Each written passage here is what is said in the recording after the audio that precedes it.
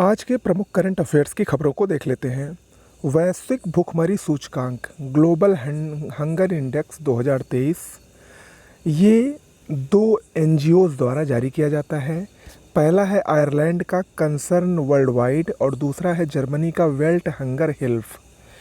इन दोनों एनजीओ के द्वारा 2023 का वैश्विक भुखमरी सूचकांक 125 देशों के लिए जारी किया गया है। इसमें कुल 125 देशों की रैंकिंग की गई है। इसमें शीर्ष स्थान बेलारूस को मिला है, दूसरा स्थान बोस्निया हर्जेगोविना को मिला है और तीसरा स्थान चिली को मिला है। अब यहाँ पर शीर्ष स्थान का मतलब ये नहीं है इसमें कि ये देश भुखमरी के सबसे ज़्यादा शिकार है, बल्कि यहाँ पर शीर्ष स्थान का मतलब है कि ये देश भुखमरी के सबसे कम शिकार हैं, यानी एक प्रकार से कहें तो ये सबसे अच्छी स्थिति में है।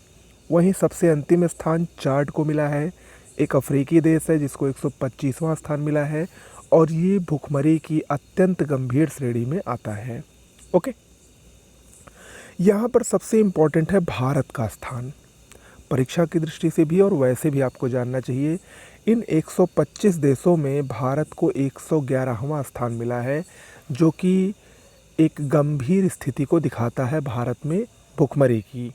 ठीक है, 2022 में भारत को 107वां स्थान मिला था, तो यानी इस बार भारत की रैंकिंग और नीचे गई है। भारत का कुल GHI स्कोर यानी ग्लोबल हंगर इंडेक्स स्कोर 28.7 है।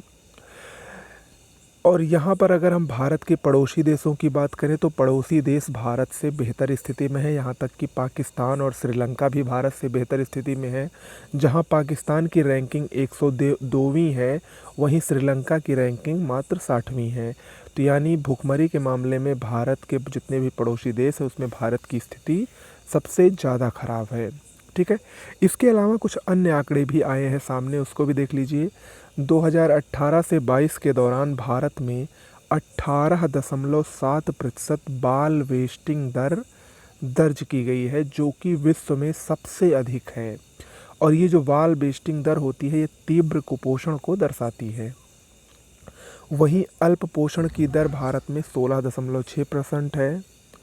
5 साल से कम उम्र के बच्चों की मृत्यु दर 3.1% है। 15 से 24 वर्ष आयु की जो महिलाएं हैं उनमें एनीमिया का प्रसार 58.1% है, जो काफ़ी खतरनाक स्थिति में है, बहुत ज़्यादा है। 58.1% एनीमिया का प्रसार है।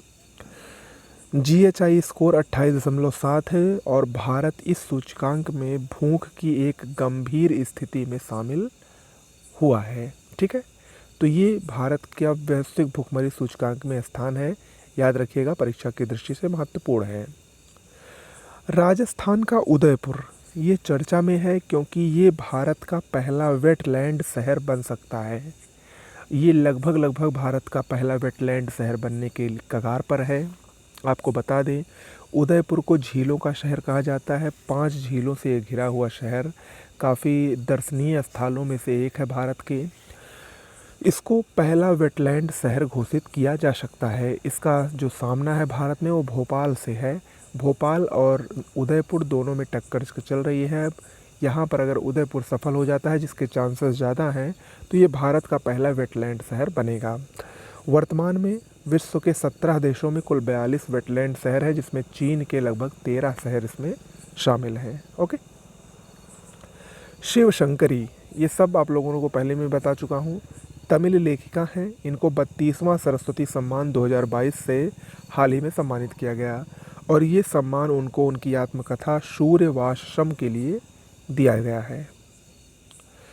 G20 संसदीय अध्यक्ष शिखर सम्मेलन, इसका 9वां संस्करण हाल ही में नई दिल्ली में आयोजित हुआ। आपको पता है कि भारत ने इस वर्ष G20 की अध्यक्षता की थी और भारत में G20 का एक सफलतापूर्वक सम्मेलन का समापन भी हुआ था। गंगा डॉल्फिन मोस्ट इम्पॉर्टेंट है, भारत का ये राष्ट्रीय जलीय जीव है गंगा डॉल्फिन। इसको उत्तर प्रदेश सरकार ने राज्य जलीय जीव घोषित कर दिया है। तो ये पूछ सकता है कि किसको राज्य जलीय जीव घोषित किया गया है, तो गंगा डॉल्फिन को। ओके, तो आज के लिए इतना ही, बहुत बहुत धन्यवाद।